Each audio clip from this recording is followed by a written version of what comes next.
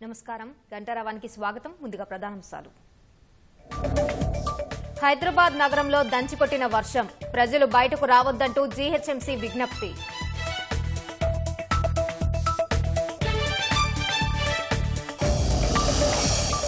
ఓటుకు note case విచారణకు CM Revanth రావాల్సిందే.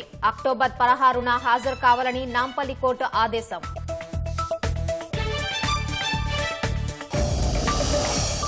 హైడ్రాకు చట్టం లేదు, చుట్టరికం మాత్రమే ఉందన్న కేటీఆర్.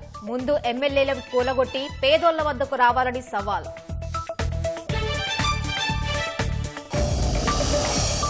పాలేరు వద్ద సాగర్ గండిపూడ్చి సాగునీరు విడుదల. మున్నేరు వరదలో ధ్వంసమైన వంతెనలు పరిశీలించిన తుమ్మల.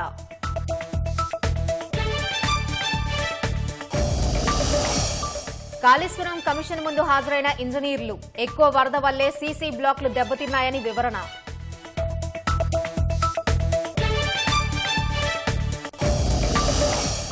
బెజవాడ ఇంద్రకీలాద్రిపై పవన్ కళ్యాణ్ ప్రాయశ్చిత్త కార్యక్రమం.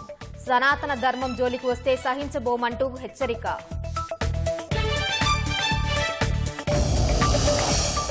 ముడా కుంభకోణంలో కర్ణాటక సీఎంకు చుక్కెదురు. సిద్దరామయ్య పిటిషన్ కొట్టేసిన హైకోర్టు.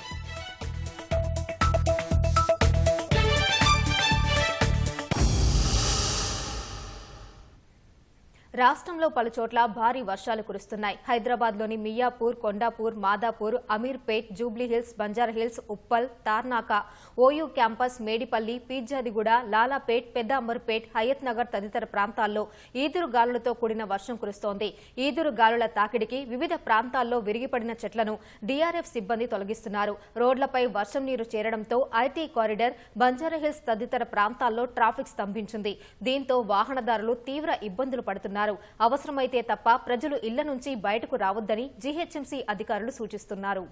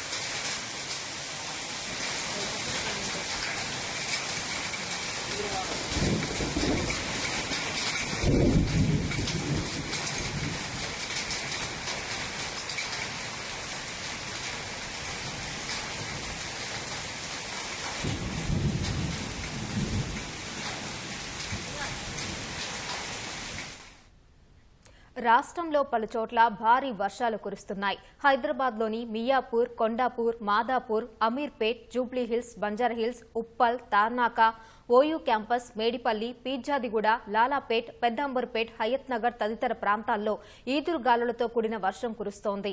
ఈదురు గాలుల తాకిడికి వివిధ ప్రాంతాల్లో విరిగిపడిన చెట్లను డీఆర్ఎఫ్ సిబ్బంది తొలగిస్తున్నారు. రోడ్లపై వర్షం నీరు చేరడంతో ఐటీ కారిడార్, బంజారాహిల్స్ తదితర ప్రాంతాల్లో ట్రాఫిక్ స్తంభించింది. దీంతో వాహనదారులు తీవ్ర ఇబ్బందులు పడుతున్నారు. అవసరమైతే తప్ప ప్రజలు ఇళ్ల నుంచి బయటకు రావద్దని జీహెచ్ఎంసీ అధికారులు సూచించారు.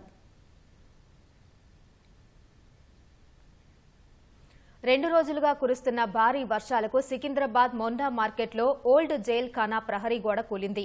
దీంతో గోడకు ఆనుకొని ఉన్న దుకాణాలు ధ్వంసమై ఒకరికి గాయాలయ్యాయి. ప్రహరీ గోడ మట్టి పెళ్లలు పడటంతో 5 ట్రైలర్ దుకాణాలు, ఒక పూల దుకాణం పూర్తిగా దెబ్బతిన్నాయి. వరుసగా కురుస్తున్న వర్షాలకు గోడ పూర్తిగా తడిచిపోవడంతో ఈ ఘటన జరిగిందని స్థానికులు చెబుతున్నారు.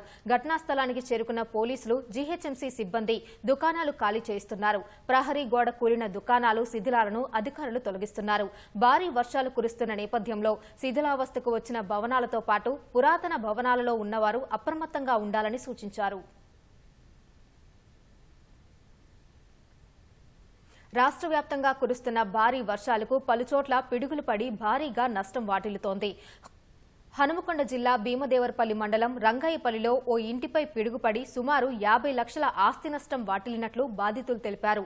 సీసీ కెమెరాల విక్రయదారుడు అరుణ్ తన తల్లి రాధికతో కలిసి రంగయ్యపల్లిలో నివాసం ఉంటున్నాడు. సోమవారం ఇంటికి తాళం వేసి బంధువుల ఇంటికి వెళ్లగా రాత్రి సమయంలో ఇంటిపై పిడుగుపడింది.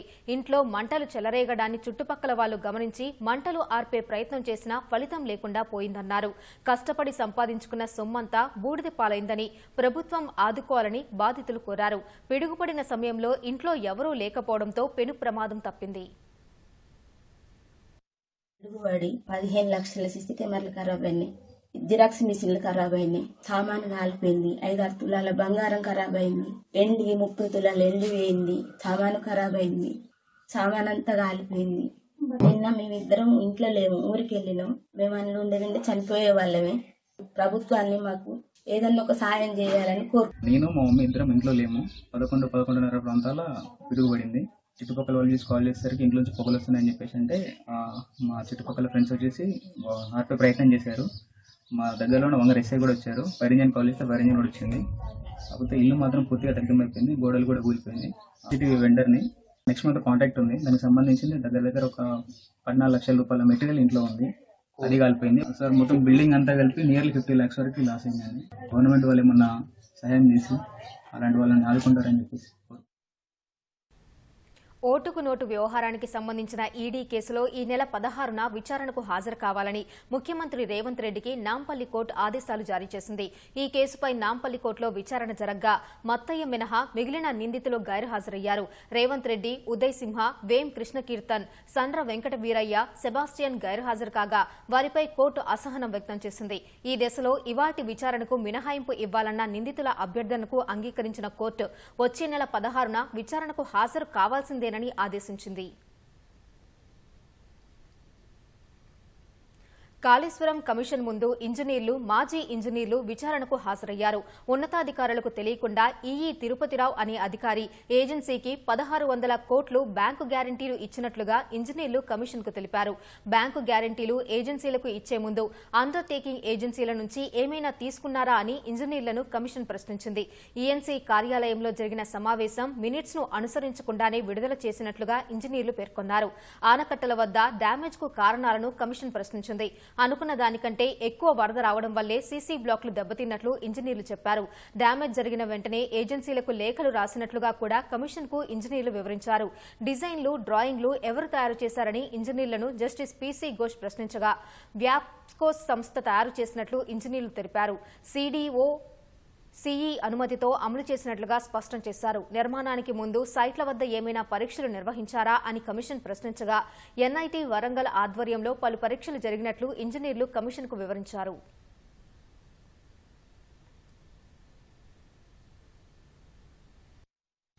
అసెంబ్లీ ఎన్నికల్లో కాంగ్రెస్ కు ఒక్క సీటు కూడా రాలేదన్న ఆలోచనతో హైదరాబాద్ ప్రజలపై రేవంత్ రెడ్డి పగబట్టారని మాజీ మంత్రి కేటీఆర్ అన్నారు. అందుకే పేద, మధ్యతరగతి వారిని టార్గెట్ చేస్తూ బుల్డోజర్లు పంపుతున్నారని ఆయన విమర్శించారు. ముఖ్యమంత్రి సోదరుడు తిరుపతి రెడ్డికి ఒక న్యాయం, పేదలకు మరొక న్యాయమా అంటూ ధ్వజమెత్తారు. శేర్లింగంపల్లి నియోజకవర్గ బీఆర్ఎస్ నేతలతో సమావేశమైన కేటీఆర్ త్వరలోనే శేర్లింగంపల్లిలో ఉప ఎన్నికలు రావడం ఖాయమని ధీమా వ్యక్తం చేశారు. పార్టీని మోసం చేసిన వారికి మనమంతా బుద్ధి చెప్పాల్సిందేనని శ్రేణులకు దిశానిర్దేశం చేశారు. చాలా తొందరలో తప్పకుండా శేర్లింగంపల్లిలో ఉప ఎన్నిక వస్తుంది. బరాబర్ లెక్కబెట్టి మోసం చేసిన వాళ్ళను లెక్కబెట్టి మడత పెట్టి తప్పకుండా మళ్ళీ ప్రజల్లో వాళ్ళకు బుద్ధి చెప్పవలసిన బాధ్యత మన మీదనే ఉన్నది. ఏం అన్యాయం చేసింది పార్టీ? ఏం అన్యాయం జరిగింది నీకు? ఎందుకు పోయినావు పార్టీ మారి అంటే సమాధానం లేదు. హైదరాబాద్లో మనం ఒక్క సీటు కూడా పొల్లుకోకుండా, కాంగ్రెస్కి ఒక్క సీటు రాకుండా క్లీన్ స్వీప్ చేసినాం మీ అందరి దయతో. ఏం చేసిండు? అందుకే ముఖ్యమంత్రి పగబట్టిండు. హైదరాబాద్ వాళ్ళు నాకు ఓటేయలేదు, వీళ్ళ సంగతి చెప్పాలని డిసైడ్ అయ్యింది. హైదరాబాద్లో ఉండే గరీబోళ్ళు ఎవరైతే మనకు ఓటేసిండ్రో, ఆటో డ్రైవర్లు కావచ్చు, బస్తీలలో ఉండేటోళ్ళు కావచ్చు, వాళ్ళ మీద పగబట్టి ఇలా వాళ్ళు ఎంబడబడ్డాడు. ఈ ముఖ్యమంత్రికి నిజంగానే చిత్తశుద్ధి ఉంటే, నిజాయితీ ఉంటే, ఆ దుర్గం చెరువు FTL పరిధిలో తిరుపతి రెడ్డి ఇల్లు కూడా ఉన్నది. తిరుపతి రెడ్డికేమో అన్నా నీకు నోటీస్ ఇస్తున్నా, నీ దగ్గరకు కూడా రాను, ఇయ్యకపోతే వాళ్ళు తిడుతురు TRS వాళ్ళు, కాబట్టి నీకు నోటీస్ ఇస్తా, నువ్వు కోర్టుకు పో, నువ్వు పోయి తెచ్చుకో, ఏదో ఒకటి కింద మీద పడి ఒక ఆయుధం తెచ్చుకో, దాన్ని పెట్టుకొని నేను ముట్టా అని చెప్తారు. గరీబోళ్ళు చెప్పులు కుట్టుకునే దుకాణాలుంటే వాళ్ళని తీసుకెళ్లి రోడ్డు మీద పడేస్తారు, బిల్డింగ్లు నిర్దాక్షిణ్యంగా కూలగొడతారు. అదే తిరుపతి రెడ్డికి ఒక న్యాయం పెద్దోనికి, పేదవానికేమో బుల్డోజర్లతోని, అది కూడా కోర్టు పని చేయని శనివారం ఆదివారం వచ్చి సాయంత్రం పూట పొద్దున పూట వచ్చి కూలగొట్టి నిర్దాక్షిణ్యంగా రోడ్ల మీద పడేస్తా ఉన్నారు. అమృత్ టెండర్లకు సంబంధించి బీఆర్ఎస్ కార్యనిర్వాహక అధ్యక్షుడు కేటీఆర్ కు ఎవరో తప్పుడు సమాచారం ఇచ్చినట్లున్నారని మాజీ ఎమ్మెల్యే బీఆర్ఎస్ నేత కందాల ఉపేందర్ రెడ్డి అన్నారు. ఆ వ్యవహారంతో ముఖ్యమంత్రి రేవంత్ రెడ్డికి సంబంధం లేదని స్పష్టం చేశారు. తన అల్లుడు సృజన్ రెడ్డి రేవంత్ రెడ్డికి సొంత బావమరిది కాదని, రేవంత్ రెడ్డి చిన్నమామ కుమారుడు సృజన్ రెడ్డి అని ఆయన తెలిపారు. సృజన్ రెడ్డికి రాజకీయాలతో సంబంధం లేదన్నారు. వ్యాపారంలో జాయింట్ వెంచర్లు సహజమని, అమృత్ టెండర్లలోనూ అదే జరిగిందని పేర్కొన్నారు. జాయింట్ వెంచర్లో తక్కువ కోట్ చేసిన వారికి వచ్చిందని సృజన్ రెడ్డి తండ్రి మనోహర్ రెడ్డి తెలిపారు. వ్యాపారం రాజకీయాలకు సంబంధం లేదని, 10 ఏళ్ల బీఆర్ఎస్ హయాంలో లబ్ధి పొందిన వారే ఇప్పుడు ముందు వరుసలో ఉన్నారని కందాల ఉపేందర్ రెడ్డి తెలిపారు. తాను బీఆర్ఎస్ లోనే కొనసాగుతానని స్పష్టం చేశారు. అమృత్ ఈ దాంట్లో యాక్చువల్గా ఒకటే package, I think 1100 change crores అది వరకు. ఇప్పుడు ఎవరైనా జనరల్గా బిజినెస్లో స్టార్టింగ్ డేస్లో ఏమంటే మనం ఒక స్టేజ్ వచ్చేంత వరకు పక్క వాళ్ళ హెల్ప్ తీసుకోవటము, జాయింట్ వెంచర్లు పెట్టుకోవటము, ఇవన్నీ సహజం. ఇవాళ మీరు చూస్తున్న మార్కెట్లో చూస్తున్న పెద్ద పెద్ద వాళ్ళందరూ కూడా అట్లా వచ్చిన వాళ్ళే. సరే, మరి అనవసరంగా దాన్ని ఒక ఇష్యూ చేసి ఏదో మాట్లాడుతున్నారు. రేవంత్ రెడ్డి గారికి ఏం సంబంధం లేదు. అట్లనే మా కేటీఆర్ గారు కూడా నేను యాక్చువల్గా 2 days నుంచి నేను కలిసి చెప్దాం అనుకుంటున్నాను. తనకు కూడా ఎవరో రాంగ్ ఇన్ఫర్మేషన్ ఇచ్చినట్టున్నారు. దట్ కరెక్ట్ కాదు. సరే, నేను కూడా వర్కింగ్ ప్రెసిడెంట్గా మాట్లాడి చెప్తాం, దాంట్లో ఏమి ఇబ్బంది లేదు. అంటే ఫస్ట్ రేవంత్ రెడ్డి సొంత బామర్ది అంటున్నారు, అది కాదు ఒకటి. రెండోది 8,000 కోట్ల వర్క్ అన్నారు, అది కూడా కాదని నేను చెప్పదలుచుకున్నాను. ఇప్పుడు మీరు నిన్న చూసుంటారు, మా పొంగిరెడ్డి మీద కూడా రకరకాలుగా ఏదేదో వచ్చినాయా, కానీ నేను ఒకరోజు కూడా మాట్లాడలేదు. ఎందుకంటే మనం పొంగిరెడ్డి నాకు ఏదో వాళ్ళ ఇంట్లో ఫంక్షన్స్ కూడా పిలుస్తారు, లేకుంటే మా ఇంట్లో కూడా పిలుస్తాం, పోతాం. పొలిటికల్ వేరు, పర్సనల్ వేరు. పొలిటికల్గా ఎక్కడున్నా పర్సనల్ రిలేషన్ కరెక్ట్గా ఉండాలనుకుంటాం. ములుగును మున్సిపాలిటీ చేయాలని మంత్రి సీతక్క గవర్నర్ కు విన్నవించారు. ఈ మేరకు రాజ్భవన్లో గవర్నర్ జిష్ణుదేవ్ వర్మను కలిసి వినతి అందజేశారు. 2022లోనే గత బారాసా ప్రభుత్వం ములుగును మున్సిపాలిటీ చేసేందుకు అసెంబ్లీలో తీర్మానం చేసినా అది పెండింగ్ లో పడిపోయిందని మంత్రి తెలిపారు. గవర్నర్ వద్ద పెండింగ్ లో ఉందనుకుంటే రాష్ట్రపతి స్థాయిలో ఉందని తెలిపింది. మున్సిపాలిటీ చేసే విధంగా కృషి చేయాలని కోరగా వారు సానుకూలంగా స్పందించినట్లు తెలిపారు. అలాగే గవర్నర్ ములుగు జిల్లాలో గ్రామాలను దత్తత తీసుకుంటారని చెప్పినట్లు సీతక్క వివరించారు. త్వరలోనే గవర్నర్ ఆదిలాబాద్ తో పాటు నాగర్ కర్నూలు జిల్లాల్లో పర్యటించేందుకు సిద్ధంగా ఉన్నారని సీతక్క తెలిపారు. నీటిపారుదల శాఖలో గత 10 ఏళ్లలో బీఆర్ఎస్ సర్కార్ వైఫల్యాన్ని సరిచేస్తున్నట్లు మంత్రి ఉత్తమ్ కుమార్ రెడ్డి తెలిపారు.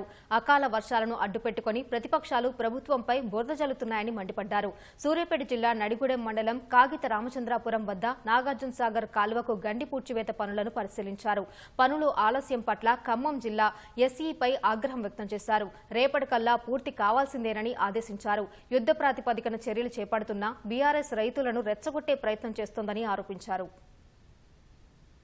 200-300 ఎకరాల్లో కొంత నష్టపోయే పరిస్థితి వస్తే ఇప్పుడు చీఫ్ ఇంజనీర్ గారికి, కలెక్టర్ గారికి ఆదేశాలు ఇవ్వడం జరిగింది.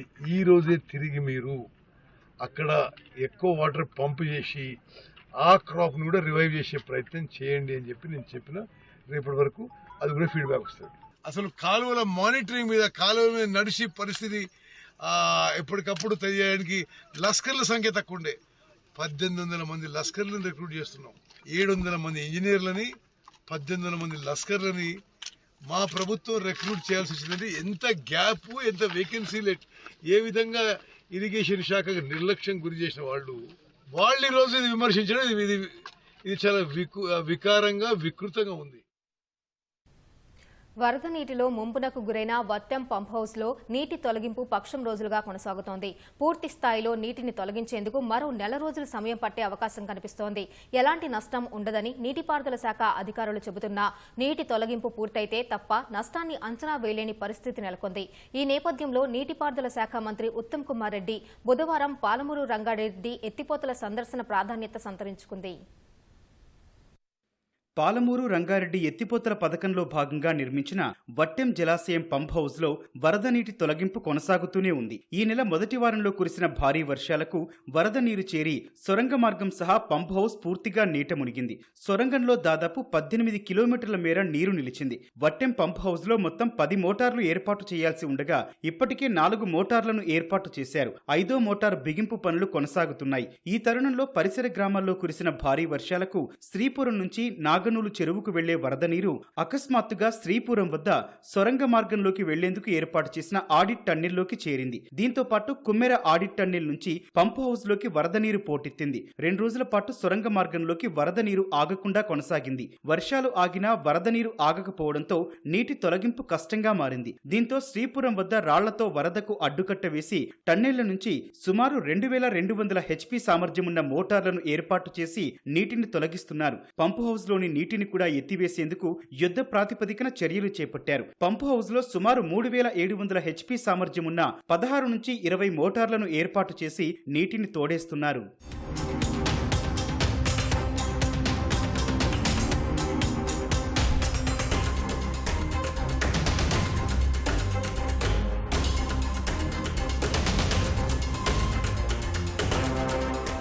సొరంగ మార్గంలో నిల్వ ఉన్న నీటిని పూర్తి స్థాయిలో తొలగించేందుకు పక్షం రోజులు పడుతుందని అధికారులు అంచనా వేస్తున్నారు. దీంతో పాటు వీలైనంత త్వరగా పంప్ హౌస్ లోని నీటిని సైతం ఎత్తిపోస్తామని చెబుతున్నారు. నీటి తొలగింపు మొత్తం పూర్తయ్యేందుకు మరో నెల రోజులు పట్టొచ్చని, హౌస్ నీటిలో మునగడం వల్ల ఎలాంటి నష్టం ఉండదని నీటిపారుదల శాఖ చెబుతున్నా నష్టం భారీగానే ఉంటుందని తెలుస్తోంది. మహాత్మా గాంధీ ఎత్తిపోతల పథకంలోని ఎల్లూరు పంప్ హౌస్ లో నీట మునిగిన ఓ మోటార్ 3 ఏళ్లు గడిచినా ఇప్పటికీ మరమ్మతులకు నోచుకోలేదు. ఆ తరహాలోనే వట్టెం పంప్ హౌస్ లో నీట మునిగిన 4 మోటార్లు పక్షం రోజులుగా నీళ్లలోనే ఉన్నాయి. వీటిని బయటకు తీసి ఆరబెట్టి తిరిగి వినియోగించుకోవాల్సి ఉంది. నీళ్లని బయటికి వెళ్తే తప్ప అది సాధ్యం కాదు. నీట మునిగిన మోటార్లు కొత్త వాటిలా పూర్తి సామర్థ్యంతో పనిచేస్తాయా లేదా కూడా అనుమానమే. ఇక ప్రమాదాన్ని ముందుగానే పసిగట్టి నివారించడంలో అధికార యంత్రాంగం, గుత్తేదారు సంస్థ విఫలమైందనే ఆరోపణలు వెల్లువెత్తుతున్నాయి. ప్రభుత్వం పాలమూరు రంగారెడ్డి ఎత్తిపోతల పథకాన్ని పట్టించుకోకపోవడం వల్లే ఈ పరిస్థితి తలెత్తిందని ప్రధాన ప్రతిపక్షం బీఆర్ఎస్ సైతం విమర్శిస్తోంది. ఈ నేపథ్యంలో నీటిపారుదల శాఖ మంత్రి ఉత్తమ్ కుమార్ రెడ్డి ప్రాజెక్టును సందర్శించనున్నారు. ఉదండపూర్, నార్లాపూర్, వట్టెం జలాశయాలను పరిశీలించి ఉమ్మడి జిల్లా ప్రాజెక్టులపై నాగర్ కర్నూలు కలెక్టరేట్లో సమీక్షా సమావేశం నిర్వహించనున్నారు. పాలమూరు రంగారెడ్డి పనుల కొనసాగింపుపై ఈ సమావేశంలో మంత్రి ఓ అంచనాకొచ్చే అవకాశం ఉంది.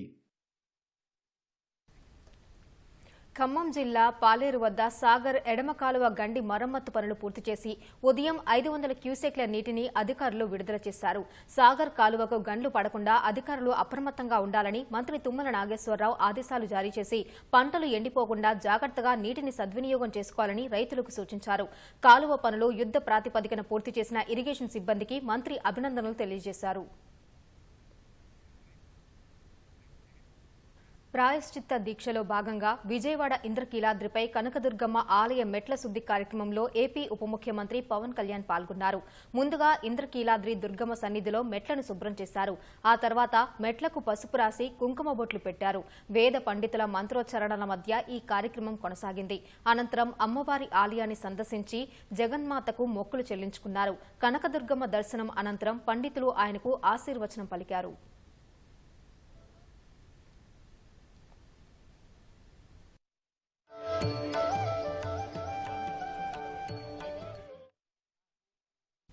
సనాతన ధర్మం జోలికి ఎవరూ రావద్దని ఏపీ ఉప ముఖ్యమంత్రి పవన్ కళ్యాణ్ అన్నారు. సున్నితమైన సమయాల్లో విపరీత వ్యాఖ్యల జోలికి పోకుండా మౌనం వహించడమే మంచిదని సూచించారు. పూర్వ ఏఏజీ పొన్నవోలు మాటలు మదమికి చేస్తున్న వ్యాఖ్యలుగా ఉన్నాయన్నారు. హిందూ ధర్మాన్ని పరిరక్షిస్తామని బాధ్యతలు చేపట్టిన టీటీడీ మాజీ చైర్మన్లు వైవీ సుబ్బారెడ్డి, భూమన కరుణాకర్ రెడ్డి తప్పు జరిగితే తప్పు జరిగిందని ఒప్పుకోకుండా అడ్డగోలుగా నోటికొచ్చినట్లు మాట్లాడొద్దని హెచ్చరించారు. సనాతన ధర్మంపై తాను పోరాటం చేయగలిగితే తనను ఎవరూ ఆపలేరని పవన్ పవన్ కళ్యాణ్ విజయవాడ ఇంద్రకీలాద్రిపై స్పష్టం చేశారు. ఇదే సమయంలో సినీ పరిశ్రమకు కూడా పవన్ కళ్యాణ్ కీలక సూచనలు చేశారు.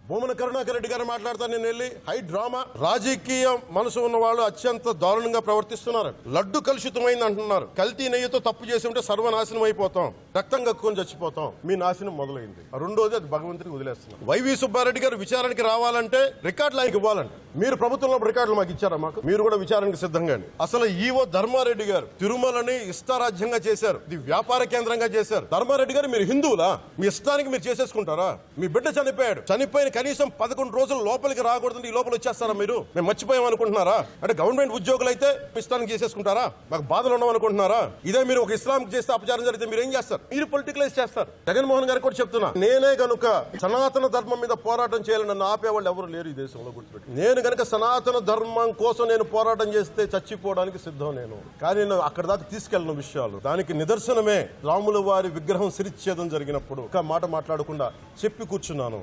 ఆ తెలివితేటలు లేక మీ ప్రభుత్వాన్ని కిందకి తీసుకొచ్చి అధాపాతాలను తొక్కిన మేము మాకు శక్తి లేదనుకుంటున్నావా? ఉండవనుకుంటున్నావా? కానీ మేము సమాజాన్ని కలిపి ఉంచాలని వ్యక్తులం తప్ప విడగొట్టాలని వ్యక్తులం కాదు మేము. ఈయన పొన్నవోలు సుధాకర్ రెడ్డి గారు మాట్లాడేది పంది కొవ్వు చాలా ఖరీదైంది. ఆ కొవ్వు లడ్డు నెయ్యితో ఎలా కలుపుతారు? నెయ్యి 300 రూపాయలు ఉంటే పంది కొవ్వు 1200 రూపాయలు. బంగారంతో రాగి కలుపుతారా? ఇత్తడిలో పుత్తడి కలపరు. చెంబు తయారులో ఎవరైనా బంగారం కలుపుతారా? మదం ఎక్కిన మాటలు పొన్నవోలు సుధాకర్ రెడ్డి గారు. మదం ఎక్కి వస్తే ఇట్లాంటి మాటలే వస్తాయి. నువ్వు